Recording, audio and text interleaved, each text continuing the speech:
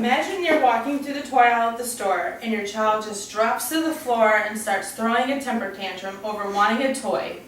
What are you going to do? You're going to drag them back out of the store and just leave. We've all been there. Each one of us in this room is the parent of a preschooler. Don't you want to understand why your child is turning into a terrible little tyrant?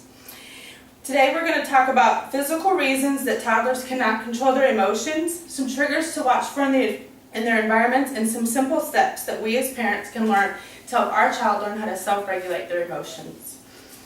According to Mary Wallace in her article, Teaching Children Self-Control on the PsychologyToday.com website dated January of 2018, the brain is like a muscle that is continually strengthening and growing throughout the years as we use it. The cerebral cortex is the area of the brain that has the self-control regulation of emotions. It is always developing pathways between neurons for the years throughout our life. As parents, we cannot be permissive and allow our children to do whatever it is that they want, as they have not yet developed a self-discipline and they cannot manage themselves physically or emotionally on their own. Another lady, Althea Mayer, she's a PhD from the University of North Carolina at Chapel Hill, has an article titled Promoting Self-Regulation in the First 5 Years that she wrote in October of 2017. She says that self-regulation continues throughout young adulthood, if not across the lifespan. That self-regulation of emotion is a learned behavior and not something that we are born knowing how to do.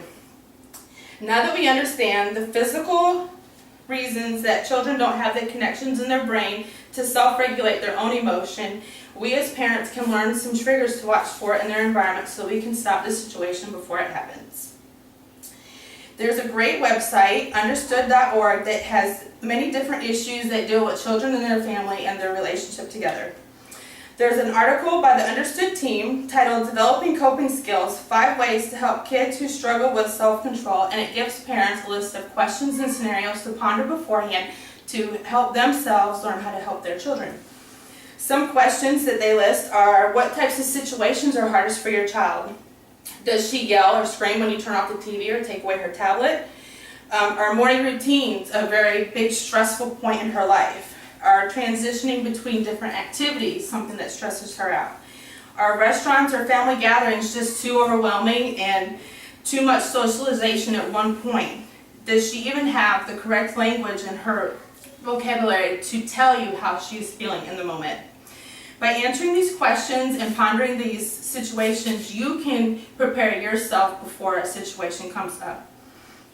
Now that we know what triggers that we need to look for and the individual needs that we may need to come up with for our children, we can teach them how not to overreact so that we don't scare or harm them ourselves or hurt the situation any more than it already is. We can give our children the tools that they need to communicate effectively with us before they get to the point of a temper tantrum.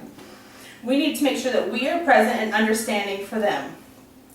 There's another article, 8 Steps to Help Your Child Develop Self-Control, from June of 2015 by Laura Markham, PhD, and she gives parents some really great ideas on how to help their children and make it fun. We can play some games like Red Light, Green Light, or Simon Says to teach them how to control themselves in a fun game environment. You can teach them deep breathing exercises and how to count to calm themselves in a stressful situation, or even turn their attention to a different type of situation, such as coloring a page for somebody else important in their lives to take their mind off of the situation at hand. You can change the environment and reduce temptation and overload before it gets to that point. Just like you want to eat healthy, you buy healthy foods. If you're in the toy store and there's a particular area that's a stressful point for them, we avoid that area of the store and we walk somewhere else in the store. We can teach them words for emotions. Does your 4 or 5-year-old know the word frustration or anger or happiness, so that they can tell you if there's a really good time that they're having or if something is really, really wrong? You can make visual picture charts for in the morning to show them what picture is coming next up in the sequence, so they know if it's time to wash their hands or go get dressed or go to the bathroom. So they know beforehand, they can see their chart. And you can learn how to make it fun for them to learn how to be self-regulating in their emotions, and they can help you too. Today we've talked about the physical limitations of the toddler brain and some steps and triggers to think about before it gets to the point of a temper tantrum, and some fun ways that we can play with our kids to teach them how to regulate their own emotions. PBS.org has another article called Self-Control, How to Help Your 5-Year-Old Make Responsible Choices, and it begins by reminding parents their emotions influence behavior and that emotions are definitely a part of life. We want others to treat us with respect, so we must treat them with respect, and we have to teach our children how to do so also. We need to acknowledge when they use the correct emotional words or when they show self-control so that they have a positive image to look back for. If we show strong emotion, this is what they're going to learn how to do, and they will overreact just like we do in that same situation.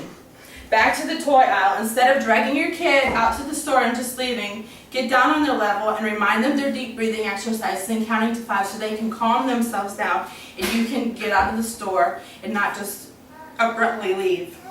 Don't overreact, because preschoolers are people pleasers, and once they learn how to verbalize their feelings to you, they can show you that they are learning how to self-regulate their own emotions in different types of situations.